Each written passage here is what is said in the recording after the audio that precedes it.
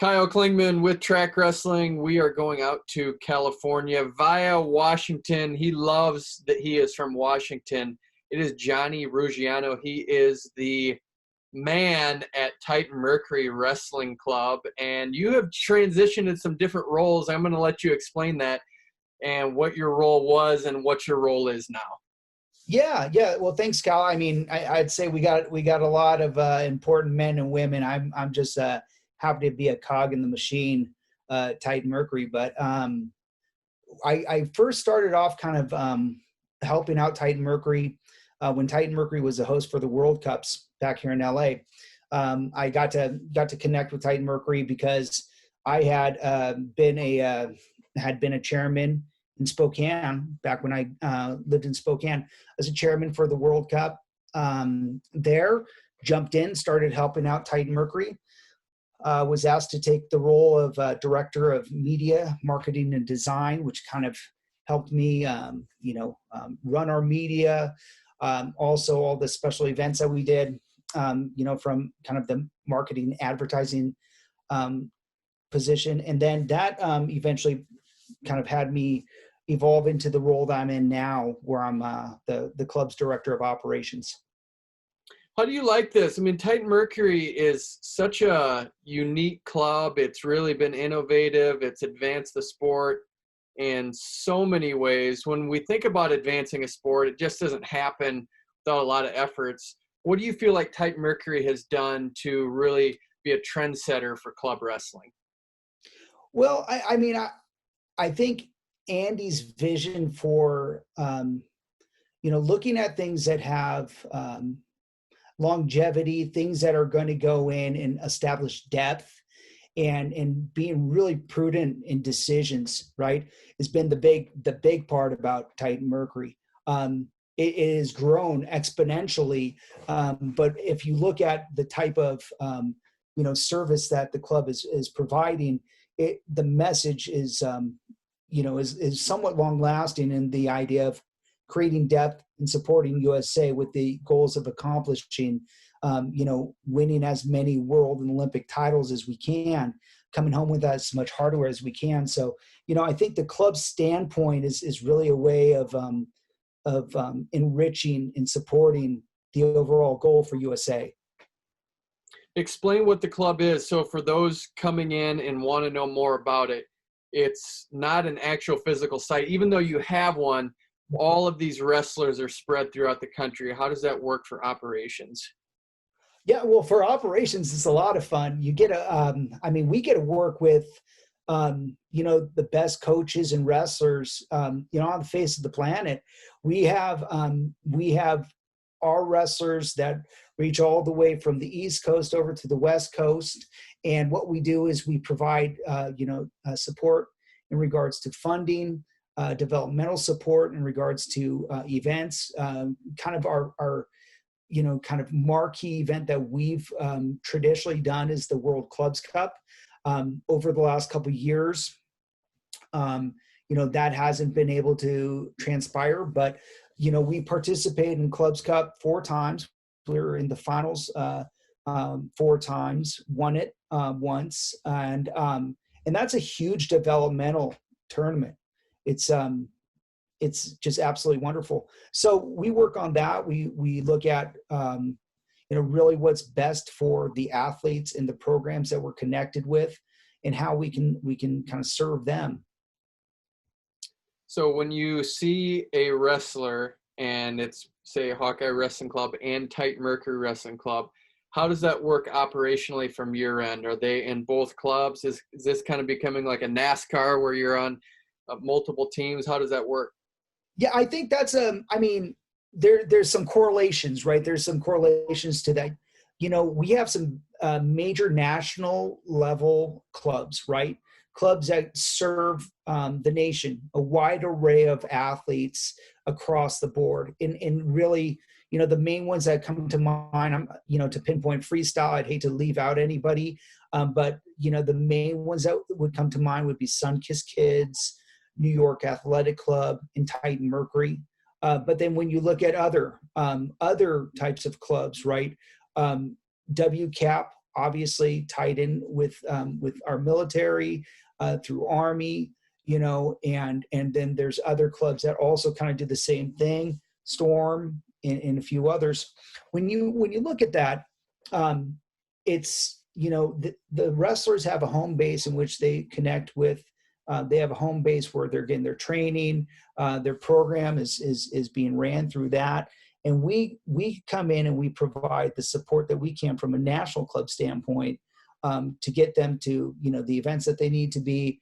And again, to look at projections on what's going to be good for development. One of the things that I think is really nice about, having that type of system is that it provides a lot of opportunities for wrestlers to continue to pursue the Olympic dream. So that depth chart, really for USA, I think has really got, deeper and deeper, which, is obviously, I think, a part of the discussion why USA Wrestling is having success. It's not the only reason, right? There's a lot to it. Amazing coaching and staff and type of tactical process that USA is doing on their own. But at least Titan Mercury is doing, I think, at least we are providing an opportunity for people to go in and continue to compete. So, and it's neat, it's neat to have that really great connection between, clubs like Hawkeye Wrestling Club or Spartan, right? And many others, right? That, that their wrestlers are getting, additional support to continue to go in and pursue those dreams. When you say the support piece, do you see it as strictly funding if you're combined with another club? Is it just, we're going to supplement your club? Is there a health insurance component to it? Take us through that narrative on how that might work for a wrestler that wants to be part of the club. Well, so I would say that, if it was just support, where it's just funding alone, that would probably make it a little bit boring, right? Our connections are to go in and really have discussions, discussions with our athletes and discussions with the programs that we're connected with, and see, what we can do to continue to advance the sport. And so there's the main component in regards to competition is going in and making sure that we're getting, funding to the athletes so that they can go in and compete, right? But what does that entail, right? Not all of our clubs are not all of our support is just driven to one single spot. We might have an athlete who is, by themselves at one RTC, where maybe they're the only athlete that we've identified that we're supporting there, right? Well, we're going to have a conversation with their coaches and with them and take a look and see, where we can go in and best make sure that, the funding is getting them to get them to achieve the goals that they're wanting. And so, so it's a little bit, it's a little bit more of that, we take care of, I think we've done a good job of taking care of a good amount of individuals in the wrestling world in regards to our wrestlers. Do you get athletes reciprocating and showing their appreciation to you guys? We absolutely do. And that's, I think that's one of the best things about the sport in general, right? Is wrestling's a kind of sport that, really does provide opportunities for people to give back. And it seems that a lot of people want to give back.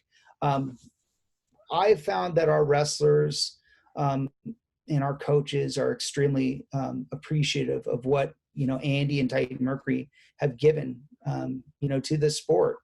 And so if there's opportunities, and there often are, we do little, little events. We have opportunities for wrestlers to connect, whether it's, through Titan Mercury, or maybe it's with, Beat the Streets LA, because we have a very strong relationship with Beat the Streets LA. Yaru Washington, who's Beat the Streets executive director, is also a member of our board. And one, a very, very, a very strong leader in our club. There's opportunities for our athletes to go in and connect there. And we are always trying to go in and connect with, organizations that, have alignment in regards to philosophy, and looking towards some of the objectives that we collectively want to see in the sport of wrestling. So that type of relationship is really great because, a lot of the wrestlers want to be involved in something greater than themselves. They want to go in and provide an opportunity to go and give back to the sport that's given so much to them. I'm going to switch over to the state of Washington. Of course, when you get to the end of the season, it's called the State Wrestling Championships, but Washington is called the MAC Classic. Do you, being from Washington, do you consider it state? Is it state or is it the MAC Classic? What is it? So I got to tell you, if in my job, I'm extremely blessed, right? In regards to it's a dream job, right? I get to be around the best wrestlers on the face of the planet, get to travel the world, get to go in and see events. One of the events that I just don't get a chance to see anymore, it breaks my heart, and is the MAC Classic. I'm dying to get back up to the MAC Classic. And a lot of people don't know it's the largest wrestling state tournament in the United States. And so the amount of competition that goes in, the amount of work that goes into that MAC Classic is really impressive. When I was a kid, fortunately enough, this is a long time ago, but Ed Oliverdi used to be the announcer for our MAC Classic. He would sing the national anthem, right before the finals. He announced all the finals matches. He ran through the event. And so it's a really, really special place. The state of Washington itself, I'll sound a little cheesy saying this, but it's just a super special state for the sport of wrestling in general. So I get to sit back as a fan. I mean, there's been times where I might be, especially when I was a media director. I remember one year I'm watching the team. We're in Kharkov, Ukraine. We're getting ready for World Clubs Cup. It's the year that we won the World Clubs Cup. And I'm sitting there getting excited for, the duel, the Meade Mount Spokane duel, my local high schools that I was connected with, that I wrestled in and coached in, and getting ready to watch that. And those two are, both of those schools are top high schools in the state of Washington. Mount Spokane just won their third state title. Their coach, Travis Hughes, and his staff are doing an amazing job. And then my alma mater of Meade, Phil McLean, they're amazing too. And they're always up there and, fighting for a title as well. So that MAC Classic, that thing is tough as nails, and it's a real deal. It's a real deal. So if you win the MAC Classic, are you going back to school and saying I won state, or are you saying I won the MAC Classic? You won state. And, the rule for us again, it's a long time ago, but the rule for us was, this probably changed, but you wouldn't get a patch on your jacket unless it said state champion. So I was a 2-time state runner-up, so I never got that patch. But that was kind of the rule. Now, I don't know if that was a small group kind of intimate rule that we had made, or if it was, across the board, but that's something we kind of attested to. So the MAC Classic, yeah, you're a state champion. Brent Barnes is someone that is a legend in Washington. He has coached numerous state team titles, numerous state champions. What did he do for that state that's brought it to another level? I actually got to know Brett more when I was, starting to work with Titan Mercury more as an adult. But when the very, very, very, very limited college career that I had, wrestling at junior college and stopping very early, some of my roommates and some of the guys I was on the team with had wrestled for Brent. And it was kind of right when Brent was coming into prominence. I think he's won more state titles than anybody now. And then on top of that, Brent is extremely active in the sport in general. So he works at the youth development age group development, works with women's wrestling, has been on a couple age group world teams as a coach. And he's got an outstanding, wrestling program over there at Lake Stevens High School. Like I said, I think he's got more state titles than anyone now. So, I think providing that opportunity of having those experiences and then bringing them back into the state is probably helping quite a bit. What would it do to get a D1 program up there? Of course, Washington is where Larry Owens is from. He famously beat Dan Gable in 1970. He's not from there. He's from Oregon, went to the University of Washington. But what would that do for the state? I mean, the state of wrestling, I just think the state, there's a lot of people I think who are far more authoritative and have more knowledge to, the inner workings of the state. So I say this more passionately as a person who just loves Washington, right? I mean, it's not, it's something that is, if there's ever an opportunity for me to give back to the sport of wrestling in Washington, sign me up, right? But there's people who are actively currently working on this right now. And, to get a 4-year wrestling program in the state of Washington would start providing a level of service to what the state really deserves. The town of Spokane itself has yielded so many high caliber wrestlers. It's extremely impressive. I stopped wrestling early, had a very small scholarship, and then took a full ride scholarship on a merit scholarship to Eastern Washington University. And that's a school that had won a national title. And then the program got dropped, kind of one of the casualties of, Title IX. But even at the time, when I was, roaming the halls, as they say, right? There was at least a dozen of us who were had former college wrestling experience. Some had wrestled 2 years of, junior college. Some had gone in and, kind of tested the water like myself. And then there's a multitude of guys out there who were, multiple state placers. We had one guy who was in the art department, with me. He was a 3-time state champion.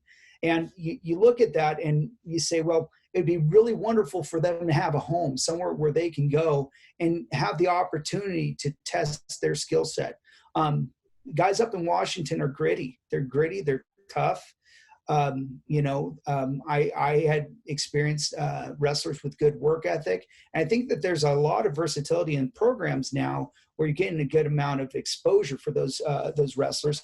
It's traditionally a top 10 state, when it comes to Fargo. Men and women, or boys and girls, they're doing great at Fargo. And if you had a D1 program there, that just provide a lot of, or any 4-year program, it provide a lot of opportunities for kids to go in and advance their education through a sport that they really deserve the merit, Going back to your role as media director when you were, you're still with Titan Mercury, but when you had that role, what did you like about it? What were some of your frustrations in dealing with athletes when you had to try to get them over the top? There had to be some frustrations, or there had to be some good things you liked about it. Well, I don't know if there really was too much frustration. I like to overwork. And so being a media director is one of those jobs, as anybody in media it's an unsung job where you're working day and night and you get very limited sleep, but the interactions that you have, the relationships that you have are just wonderful. The experiences that you get of gleaning off knowledge from, high caliber athlete or a coach, or an influencer or a leader in the sport of wrestling or wherever it's coming from, that's a really, really wonderful experience to have when you're working in media. And so I loved that. And it's, I think in some ways, because I think, my role of switching from a media director to director of operations is not really a conventional transition, right? But I would say in some ways, those relationships that I had built by, working on the media end with some of our athletes and coaches, has transitioned over into the other side. So I loved media. I absolutely loved the idea of building up media plans, coming up with goals and objectives of what we want to see, seeing how the impressions met, some of our goals, seeing if we were making reach. And, we have a new media director, Lee Schneiderman, who's been with Titan Mercury for quite some time. And he's doing a wonderful job now with media for us of keeping that type of consistency going too. So we've been blessed to get to work with some really, really wonderful people in that process. I don't know if there's anyone out there that dislikes Jonny Ruggiano, man. You're a well-liked guy. I've got brothers. So, I mean, you talk to my siblings, right? They're the ones that are going to throw shade on you. I don't know. I'm sure you could find somebody, I'm sure that there's people out there, but, I enjoy working with a lot of people. And, that was, I think, in the process of running some of the events, right? Like World Cups and stuff like that. When you get to be a part of that and you get to work with a multitude of people, the more the merrier. That's where you build up relationships and have a lot of fun. You have people, if you can get more people looking to achieve a common goal, it becomes a party and it doesn't become a project. And so that's been one of the things I've really, really enjoyed in that. So. What's the art to building relationships with the athletes and making sure they have the best experience possible? Well, one thing I'd say about our staff at Titan Mercury, and this goes for any of our staff members who are working hands-on with them. One of the unsung heroes is like our travel agent Debbie. Is just showing and really demonstrating a lot of care. We have to understand what our positions and our roles are. We're not here to coach. We're not here to, go in and give advice. We're here to go in and make sure that your response or your experience is as seamless as possible in regards to the operation side of the club. We want to go in and make things smooth for the people that we serve. And so I think if you go in and you maintain a level of knowledge towards what you can do to best serve, and it's genuine, then you're going to have an opportunity of building up relationships because it's genuine. It's once we get out of those areas where maybe we're being disingenuous, that's where people can kind of read through you. So, try to do our best in that. And like I said, we've got a staff, albeit a small staff, we've got a staff of very, very caring people at Titan Mercury that really do feel blessed, to do what we do for our sport. What's your process to stay organized? You have a spreadsheet with all the athletes and you list them out and where they're from. How do you kind of keep track of it all? Well, I mean, at this stage of the game, and probably part of this, ran from the media side too, right? Is, this stage of the game, we've got a pretty good amount of knowledge towards the athletes, almost, in the head now, but it's got bigger. Our roster's got bigger. We do have a spreadsheet. We run through it. We do, make sure that everything's kind of established, aligned. We double check. I check with, Debbie on travel. I'll check with Lee on media. We'll go in and make sure that our coaches, that we've got that, tied in with our coaches and double check everything, especially when you got an event like Senior Nationals right now, where, we're doing everything that we can in the process of maintaining safety protocols, maintaining, efficiency and getting everything to our athletes and coaches that they need. I've been running through that list, and I know our staff have been running through that list a couple times now, and we will, once or twice before we get over to Iowa. Would Titan Mercury ever entertain supporting an international athlete? Our goal, and this is, you can see this in our website, our goal is to go in and help support the United States of America on, trying to get as many athletes on the podium as we can in World Olympic competition. So that isn't to say that we haven't had very strong relationships with wrestlers from other countries, and we don't have a profound respect for some of them. But Titan Mercury's goal is to support Team USA in our endeavors. Tell us about Andy Barth and what he brings. He's someone that has to be mentioned whenever you talk about Titan Mercury Wrestling Club. What it's like to work with him, and what's the magic to Andy? I mean, I don't know if I can, I mean, well, first of all, I mean, if it wasn't for Andy, there would be no Titan Mercury Wrestling Club. The magic, if I could understand the magic fully, I mean, I think that's kind of a $1 million question, right? Um, Andy is one of the wisest people I think you'll ever have an opportunity to meet. And he's genuinely just an absolutely wonderful human being.